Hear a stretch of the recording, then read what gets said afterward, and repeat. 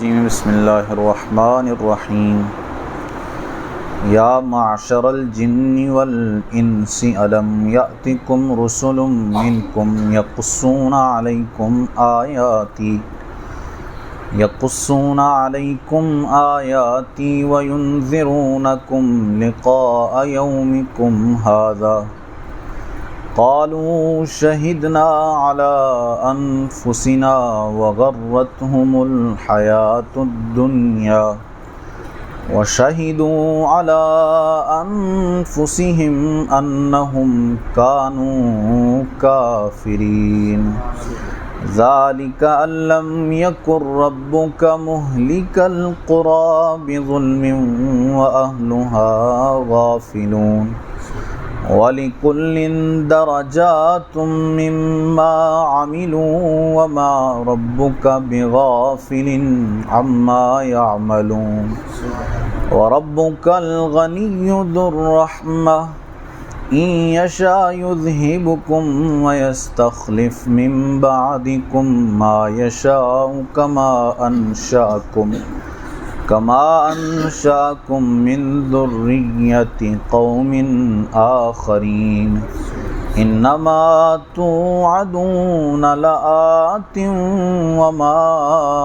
انتم بمعجزين صدق اللہ مولانا العظیم الصلاة والسلام علیک یا سیدی یا رسول اللہ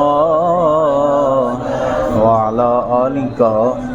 واصحابك يا سيدي يا حبيب الله الصلاة والسلام عليك يا سيدي يا نبي الله وعلى آلك واصحابك يا سيدي يا نور الله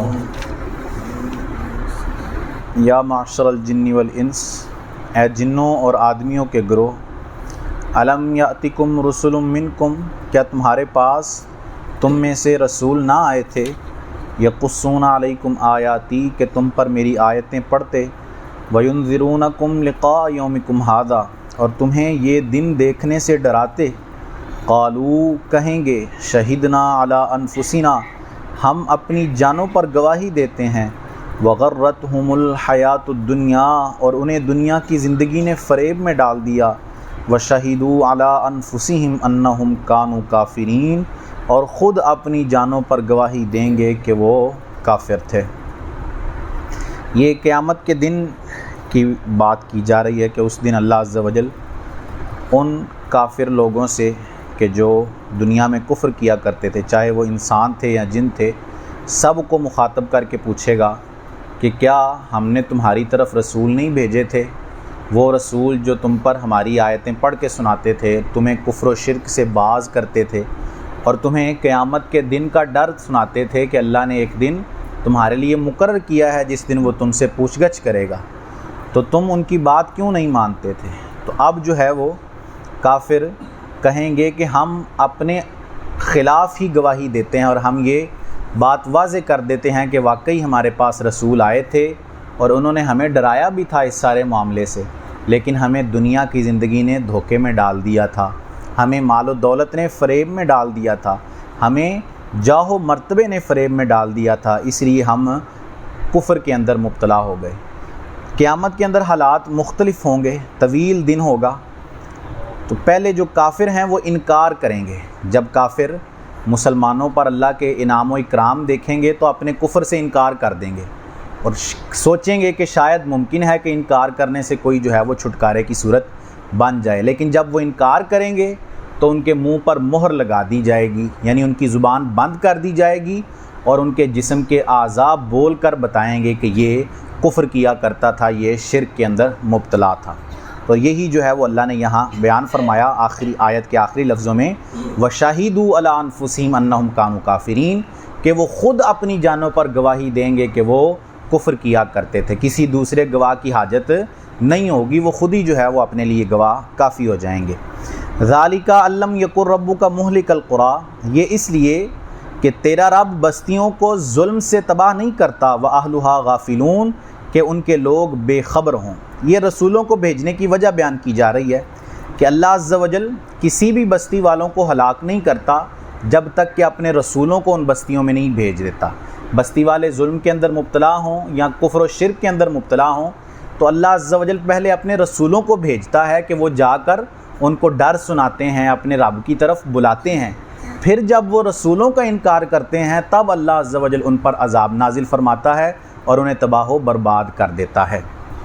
تاکہ بعد میں کسی کے لیے کوئی اعتراض کی گنجائش باقی نہ رہے، کوئی یہ نہ کہہ سکے کہ ہمارے تک تو بات ہی نہیں پہنچی تھی، ہمیں تو پتہ ہی نہیں چلا تھا کہ توحید کیا ہے یا کفر و شرک سے بچنا کیا ہے۔ تو اللہ عز و جل رسولوں کو بھیج کر اعتراض کی گنجائش ختم فرما دیتا ہے۔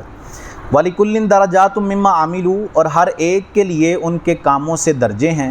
وَمَا رَبُّكَ بِغَافِلٍ عَمَّا يَعْمَلُونَ، اور تیرا رب ان کے اعمال سے بے خبر نہیں ہے۔ اس کی دو تفسیریں کی گئی ہیں کہ ہر ایک کے لیے اس کے کام کے درجات مختلف ہیں، یعنی نیکوں کے لیے نیکیوں کے درجات مختلف ہیں۔ جنت کے اندر ہر ایک نیک کے لیے ضروری نہیں کہ ایک ہی درجہ ہو، بلکہ مختلف درجات اللہ عز و جل نے قائم فرمائے ہیں۔ اسی طرح جہنم کے اندر بھی گناہ گاروں کے لیے بھی اللہ نے مختلف درجات قائم فرمائے ہیں۔ اور دوسری جو تفسیر ہے اس کے مطابق یہ ہے کہ ایک ہی عمل ہوتا ہے نیک، لیکن بعض کے لیے اس کا ثواب زیادہ ہوتا ہے اور بعض کے لیے اس کا ثواب کم ہوتا ہے۔ جیسے آپ مثال کے ساتھ سمجھیں کہ مسجد میں اگر کوئی آیا ہے نماز پڑھنے، جماعت کے ساتھ نماز پڑھتا ہے اور ایک بندہ گھر پر نماز پڑھ رہا ہے، عمل دونوں نے نیک کیا ہے اور دونوں نے نماز ہی پڑھی ہے، فرض ادا کیا ہے، لیکن جو مسجد میں آیا ہے اس کی نماز گھر میں پڑھنے والے سے 27 درجے افضل ہو گئی ہے۔ عمل ایک ہے، سیم عمل ہے، لیکن اس کے لیے زیادہ ثواب ہے، اور جو گھر میں پڑھ رہا ہے اس کے لیے جو ہے وہ کم ثواب ہے۔ تو اس کا مطلب یہ بیان کیا گیا ہے کہ ہر ایک کے درجے الگ الگ ہیں، اللہ عز و جل نے مقرر فرمائے۔ وَرَبُّكَ الْغَنِيُّ ذُو الرَّحْمَةِ، اور اے محبوب تمہارا رب بے پرواہ ہے رحمت والا۔ اِن یشاء یذھبکم، اے لوگو وہ چاہے تو تمہیں لے جائے، وَیَسْتَخْلِفْ مِن بَعْدِکم مَا یشاء، اور جسے چاہے تمہاری جگہ لے آئے، کما انشأکم من ذریۃ قوم آخرین، جیسے تمہیں اوروں کی اولاد سے اس نے پیدا فرمایا۔ اس آیت کی تفسیر یہ ہے کہ یہ جو اللہ عز و جل کفر و شرک کے حوالے سے انسانوں کو متنبہ فرماتا ہے اور اپنے عذاب کا ڈر سناتا ہے، تو اس سے انسان یہ نہ سمجھ لیں کہ اس میں معاذ اللہ کا کوئی فائدہ ہے، وہ ہم سے کوئی نفع حاصل کرنا چاہتا ہے اس لیے ہمیں نیکی کی راہ دکھاتا ہے، برائی سے منع کرتا ہے، بلکہ اللہ تو غنی ہے، بے پرواہ ہے، اسے کسی کی کوئی حاجت نہیں ہے، کسی کے عمل کی، کسی کے مال و دولت کی، کسی کے سجدوں کی، کسی کی نماز کی، کسی کی سخاوت کی کوئی حاجت نہیں ہے اسے۔ ہم نماز پڑھتے ہیں، سخاوت کرتے ہیں، نیک اعمال کرتے ہیں، سب کے سب اپنے فائدے کے لیے کرتے ہیں۔ یہی آیت میں فرمایا کہ وَرَبُّكَ الْغَنِيُّ ذُو الرَّحْمَةِ، تمہارا رب بے پرواہ ہے، رحمت والا، اسے کسی کی کوئی حاجت و ضرورت نہیں ہے، وہ تمہیں یہ چیزیں بیان کرتا ہے، یہ اس کی رحمت ہے کہ وہ ہمیں بتاتا ہے کہ تمہارے لیے اگر گناہ کرو گے تو عذاب ہے، نیکیاں کرو گے تو ثواب مقرر کیا۔ یہ اس کی رحمت ہے کہ اس نے ہمیں پہلے سے ہی بتا دیا ہے کہ ایک دن ہم نے تمہارے لیے مقرر کر دیا ہے، اس دن ہم تم سے سوال جواب کریں گے تمہارے اعمال کے بارے میں، تو پھر جب اس نے ہمیں بتا دیا ہے تو ہمیں تیاری بھی اس کے مطابق ہی کرنی چاہیے۔ انما توعدون لآت وما انتم بمعجزین، بے شک جس کا تمہیں وعدہ دیا جاتا ہے وہ ضرور آنے والی ہے اور تم عاجز نہیں کر سکتے، تھکا نہیں سکتے۔ وعدہ کیا جانا اس سے مراد مختلف چیزیں ہو سکتی ہیں، موت بھی مراد ہو سکتی ہے، قیامت بھی مراد ہو سکتی ہے، اور عذاب کا وعدہ جو اللہ نے فرمایا ہے وہ بھی ہو سکتا ہے۔ جو بھی ہو، اللہ فرماتا ہے جو تم سے ہم نے وعدہ کر دیا ہے وہ ضرور چیز آنے والی، اگرچہ اس کا ایک وقت مقرر ہے، ابھی فی الحال فی الفور نہیں آ رہی، لیکن ایک وقت ہم نے مقرر کیا ہے، جب وہ وقت پورا ہو جائے گا تب وہ چیز تمہیں آن پہنچے گی، چاہے وہ موت ہو، چاہے وہ قیامت ہو، یا چاہے وہ عذاب ہو۔ میرے آقا صلی اللہ تعالیٰ علیہ وسلم اس آیت کے اندر اس بندے کے لیے بھی عبرت ہے کہ جو اپنی موت سے غافل بیٹھا ہوا ہے۔ موت اللہ عز و جل نے ایک ایسا اللہ کا فیصلہ ہے کہ جو اٹل ہے، اس سے کوئی بھاگ نہیں سکتا، چاہے وہ کتنا ہی دور نکل جائے یا چاہے اپنے آپ کو قلعوں کے اندر چھپا لے، لیکن پھر بھی وہ موت سے چھٹکارا حاصل نہیں کر سکتا۔ حدیث پاک میں سیدنا ابو سعید خدری رضی اللہ تعالیٰ عنہ سے روایت ہے کہ حضور صلی اللہ علیہ وسلم فرماتے ہیں کہ جب میں اپنی آنکھ جھپکتا ہوں تو مجھے گمان ہوتا ہے کہ میری آنکھ کے ملنے سے پہلے میری روح قبض کر لی جائے گی۔ جب میں آنکھ اٹھاتا ہوں تو میں سوچتا ہوں کہ ممکن ہے کہ نیچے کرنے سے پہلے میری روح نکال لی جائے۔ جب میں لقمہ کھاتا ہوں تو سوچتا ہوں کہ گلے سے نیچے اترنے سے پہلے پہلے میری جان قبض کر لی جائے گی۔ تو یہ حضور نے فرمایا کہ اے ابن آدم ڈرو اور اپنے لیے جو ہے وہ اس دن کی تیاری کرو جو اللہ عز و جل نے تمہارے لیے مقرر فرمایا ہے۔ یہ حضور فرما رہے ہیں۔ سیدنا ابوبکر صدیق اپنے خطبے میں یہ ارشاد فرماتے تھے کہ کہاں ہیں وہ لوگ جنہیں اپنی خوبصورتیوں پر گمان تھا، جو اپنے آپ کو مال و دولت والا سمجھا کرتے تھے؟ کہاں ہیں وہ بادشاہ جنہوں نے شہر تعمیر کروائے اور اس کے ارد گرد دیواریں بنائیں تاکہ شہر کی حفاظت ہو جائے؟ آج وہ کدھر چلے گئے؟ آج ان کو ذلیل و رسوا کر دیا زمانے نے اور وہ قبر کی تاریکیوں میں گم ہو گئے۔ یہ سیدنا ابوبکر صدیق اپنے خطبے میں ارشاد فرمایا کرتے تھے۔ یہ نبی اور پھر نبیوں کے بعد جو سب سے افضل ہیں ان کا طریقہ کار ہے۔ اور ہم کس درجے میں ہیں؟ ہمارا خطہ کہاں تک پہنچتا ہے؟ کسی درجے میں نہیں ہے۔ وہ نبی جو سب سے افضل،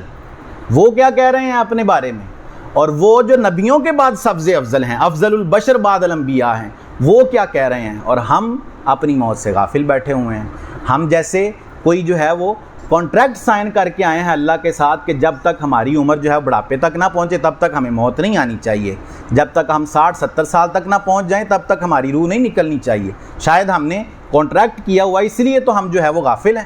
اس لیے تو ہم سمجھتے ہیں کہ چونکہ ابھی جوان ہیں، چونکہ ابھی عمر ہی کیا ہے ہماری، اسی لیے گناہ کرتے رہتے ہیں، اسی لیے جو ہے وہ غافل ہیں۔ وقت آج دیکھیں، آج ختم ہو گیا رمضان، آخری روزہ ہے۔ کل سے آپ یہاں حالت دیکھیے گا مسجد کی،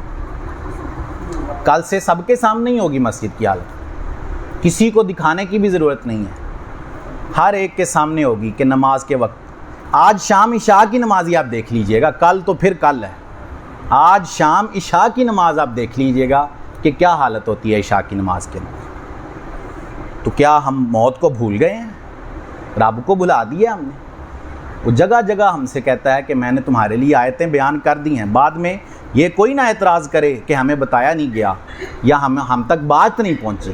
بات ہم نے پہنچا دی اور بڑی تفصیل سے پہنچائی ہے تم تک بات۔ اب عمل کرنا یا نہ کرنا تمہارے ہاتھ میں ہے۔ عمل کرو گے تو اس کی جزا ہم سے حاصل کر لو گے، اور اگر عمل نہیں کرو گے، فرما برداری نہیں کرو گے، تو اس کا عذاب بھی ہم نے تمہارے لیے تیار کر رکھا ہے، وہ بھی تمہیں پہنچ کر ہی رہے گا، اس سے بھی چھٹکارے کی پھر صورت کوئی باقی نہیں رہے گی۔ یہ ہمیں عہد کر لینا چاہیے کہ رمضان کے مسلمان نہ بنے ہم، بس ایسا نہ ہو کہ رمضان آئے تو اسلام کا رنگ چڑھ جائے ہم پر، ایسا اسلام کا رنگ چڑھ جائے کہ 5 نمازیں باجماعت پڑھی جا رہی ہیں اور روزے بھی رکھے جا رہے ہیں اور نیکیاں کی جا رہے ہیں، نوافل پڑھے جا رہے ہیں۔ اچھی بات ہے رمضان میں یہ سارے کام، لیکن سارا سال بھی تو اسی کی بندگی ہے جس کی رمضان کے اندر بندگی ہے۔ رمضان کے اندر کوئی وہ نیا خدا نہیں آ جاتا معاذ اللہ، جو رمضان میں خدا ہے وہی سارا سال خدا ہے۔ جس کی فرما برداری رمضان میں کرنی ہے، سارا سال بھی اسی کی فرما برداری کرنی ہے۔ تو کیا رمضان جو ہے وہ صرف ہمارے اسلام کے لیے ہے کہ اللہ نے کہا تھا کہ صرف 1 مہینہ اسلام کے اوپر گزار لو، باقی چاہے جو مرضی کرتے رہو، تمہاری نجات ہو جائے گی؟ ہمیں اس کے بارے میں سوچنا ہے اور عہد کرنا ہے کہ انشاءاللہ پچھلے دنوں کی طرح، یعنی پچھلے رمضانوں کی طرح اب ہماری صورتحال نہیں ہوگی، بلکہ ہم اپنے آپ کو جو عادت ایک بنی ہے، یہ تو عادت بنانے کا مہینہ ہے۔ 30 دن بندہ لگاتار جو ہے وہ پڑھتا رہے 5 نمازیں، چند دن اور کوشش کر لے، اللہ نے چاہا تو ایک عادت بن جائے گی۔ جب عادت بن گئی تو پھر اس کے بعد جو ہے وہ نماز پڑھنا مشکل ہی نہیں رہے گا بندے کے لیے۔ چند دن کوشش کرنے کی حاجت ہوگی، تھوڑے دن مشکل ہوگی، لیکن جب ایک عادت آپ بنا لیں گے اس کے بعد جو ہے وہ آسانیاں ہی آسانیاں ہو جائیں گی، اور پھر آسانیاں ہمارے لیے ہی ہو جائیں گی۔ وہی اللہ نے فرمایا کہ وَرَبُّكَ الْغَنِيُّ، تمہارا رب بے پرواہ ہے، اسے کسی کی کوئی حاجت نہیں ہے۔ تم سارے، اللہ فرماتا ہے اگر تم سارے میرا انکار کر دو، سب کے سب، حدیث قدسی میں ہے کہ سب کے سب میرا انکار کر دو تو میری شان میں ایک ذرہ برابر بھی کمی نہیں آئے گی۔ پھر اللہ فرماتا ہے تم سب سجدے میں گر جاؤ اور میرا سب کچھ جو ہے وہ سارے فرما برداری کر لو میری، سارے مسلمان ہو جاؤ، لیکن پھر بھی میری شان تم ایک ذرہ برابر نہیں بڑھا سکتے۔ تم سجدہ کرتے ہو تو اپنے لیے کرتے ہو، نماز پڑھتے ہو تو اپنے لیے پڑھتے ہو، اور اگر کفر کرتے ہو تو اس کا وبال بھی تمہارے سر پر ہی پڑے گا، گناہ کرتے ہو تو اس کا عذاب جو ہے وہ بھی تمہارے سر پر ہی آئے گا۔ اللہ عز و جل سے دعا ہے کہ اللہ عز و جل ہمیں عمل کی توفیق عطا فرمائے، آمین بجاہ خاتم النبیین صلی اللہ